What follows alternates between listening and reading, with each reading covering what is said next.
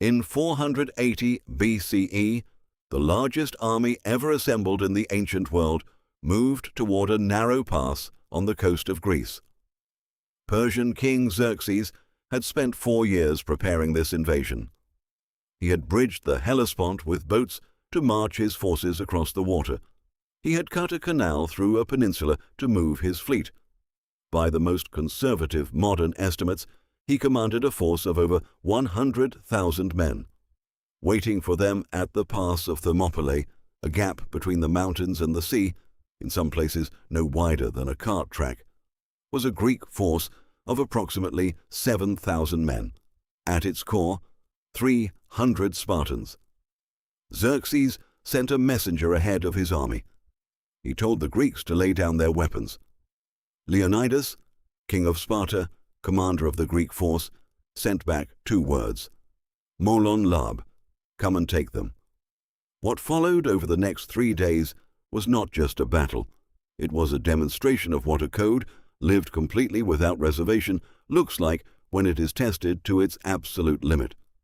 Leonidas did not arrive at Thermopylae by accident. He had been built for exactly this moment, built deliberately, systematically, from the age of 7, by the most demanding warrior training program in the ancient world, the Agoge. Every Spartan male who survived infancy entered the Agoge at 7 years old. They were taken from their families. They were trained in units, sleeping together, eating together, competing against each other in everything: running, wrestling, endurance, combat, pain tolerance. They were deliberately underfed, taught to supplement their rations by foraging and stealing, not because Sparta was poor, because hunger sharpens the mind and the body in ways that comfort never can. They slept on reeds they cut themselves from the riverbank. No mattresses, no blankets in winter. The cold was not an enemy, it was a teacher. A body that has learned to ignore cold has learned something about the relationship between discomfort and the will to continue. By the time a Spartan warrior reached adulthood, he had been deliberately pushed past what his mind believed was possible for over a decade. Not once, every day for over a decade. Leonidas had gone through all of it, then commanded it, then spent 30 years watching it produce warriors unlike any the ancient world had seen. When Xerxes arrived at Thermopylae, Leonidas was approximately 60 years old. He knew exactly what was coming. He had known for months. And when he selected the 300 men who would stand with him, he chose only those who had living sons, because he already knew they were not coming back. Thermopylae was not chosen for sentiment. It was chosen for geometry. The Persian army's greatest advantage was its size. An army of 100,000 men can overwhelm any force that faces it in open ground, because numbers, in open battle, determine the outcome. A narrow pass eliminates numbers. At Thermopylae, the hot gates, named for the sulphurous springs nearby, the gap between the mountains and the sea narrowed in places to less than 15 meters. 15 meters. In a space 15 meters wide, a Persian army of 100,000 men could only engage as many warriors as fit across 15 meters of front. The rest of the army was irrelevant, stacked behind, unable to fight, unable to contribute, unable to use their numerical advantage at all. In a 15-meter front, 300 Spartans were not outnumbered. They were fighting on equal terms, or better, because they were the finest infantry in the ancient world, fighting in a formation they had drilled for their entire lives, in exactly the kind of space that formation was designed for. Leonidas had turned a strategic nightmare into a strategic calculation. He knew the pass could not be held forever. He knew the Persians would eventually find a way around it. There were mountain paths that could flank his position. He knew this was, at best, temporary, but temporary was what Greece needed. The Greek fleet was fighting the Persian navy at the same time, a few miles away. Every day the pass held was another day the fleet had to find its footing. Every day the pass held was another day the Greek city-states had to prepare their defenses further south. 3 days, that was the calculation. 3 days of his life and the lives of his men in exchange for the survival of Greece. He made the trade. Day 1. Xerxes sent wave after wave of his infantry into the pass. His Median troops, his Kissian warriors, his finest regiments, the immortals, the elite 10,000 who had never been beaten in open field.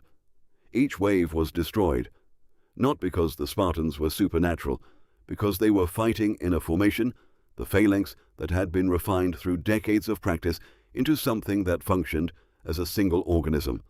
Overlapping shields, synchronized spears, no gaps, a wall of bronze that advanced, absorbed pressure, and held.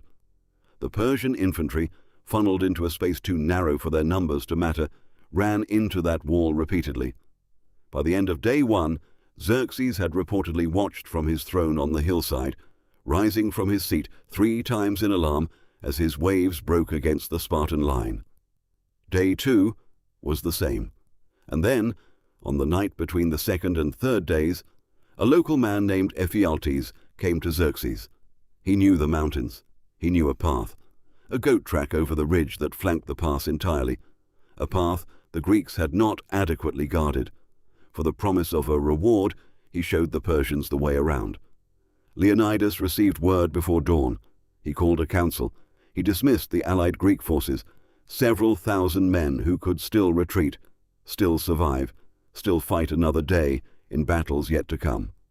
The 300 Spartans stayed, along with 700 Thespians who refused to leave, men from a smaller city who had lost everything already and chose, freely, to stand, and 400 Thebans. Day 3, the Persians came from both directions. The Spartans moved forward from the pass to a wider area, no longer trying to hold ground, but to take as many Persians with them as possible, to make the cost of this victory as heavy as it could be made. Leonidas was killed in the fighting. The Spartans fought around his body until it was recovered. Xerxes, it was later reported, was so enraged by what these 300 men had cost him that he ordered Leonidas's head cut off and placed on a stake. It is the response of a man who has won the battle and knows, in some way that matters, that he has lost something else. After the battle, a stone was placed at Thermopylae. The poet Simonides wrote the words carved into it, 4 lines. In Greek, they scan as a perfect elegiac couplet. In English, they have been translated many ways. But the meaning in every version is the same. Go tell the Spartans, stranger passing by, that here, obedient to their laws, we lie. Not, we were heroes. Not, we were brave, obedient to their laws. That was the entire explanation, the entire justification, the entire reason 300 men walked into a pass knowing they would not walk out. They had a code. The code required this. They were obedient to the code. That is all. The Spartans were not reckless. They were not suicidal in the way that word implies a disregard for life. They valued their lives for what those lives could be used to accomplish. But their code made a specific and unambiguous statement about what a life was for. A Spartan life was not for comfort. It was not for wealth, for family, for personal ambition. It was, entirely and completely, in service to Sparta, to the code, to the city, to the survival of the thing that made them what they were. Spartan mothers gave their sons their shields with a single instruction when they marched to war: return with it or on it. Come back carrying your shield, which meant you had held your ground, you had not broken, you had not dropped your equipment and run, or come back on it, carried home dead on its flat surface, having died in the field rather than retreating. There was no third option. There was no option that involved surviving through dishonor.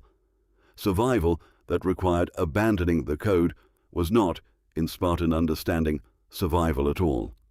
This is not a philosophy designed for comfort.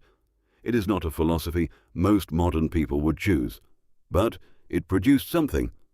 In the narrow pass at Thermopylae, it produced 300 men who did not flinch when they saw the size of what was coming, because flinching was not a category that existed in their understanding of themselves. Xerxes had never encountered this. His empire contained millions of people. He could not conceive of a code so completely internalized that the men who held it could not be threatened by the thing he was using to threaten everyone else. He threatened them with death. They had already made their peace with death. There was nothing left to threaten. The Persians took the pass. Xerxes marched south and burned Athens, and then the tide turned. The Greek fleet, which had used those 3 days at Thermopylae, met the Persian navy at Salamis and destroyed it. The following year, at the Battle of Plataea, the Persian army was broken on land. Greece survived. Western civilization, the philosophy, the democracy, the art and science that would eventually shape the entire modern world, survived, because 300 men and 700 Thespians, who history has mostly forgotten, stood in a narrow pass and decided that what they were protecting was worth more than what they were risking. The code that produced them has a name. It has been studied by military academies. It has been analyzed by historians. It has been turned into films and books and debates. But underneath all of that analysis is a single, uncomplicating fact. When Leonidas chose those 300 men, he did not choose the strongest. He did not choose the most skilled. He chose the ones with living sons, the ones whose bloodlines would continue regardless of what happened in the past. He had already decided what was going to happen in the past. He just needed men who had decided the same thing. Subscribe to the BUSHIDO Code. And if this is the first video you've found here, the Samurai series covers the same question from the other side of the world. Different culture, different century, same code.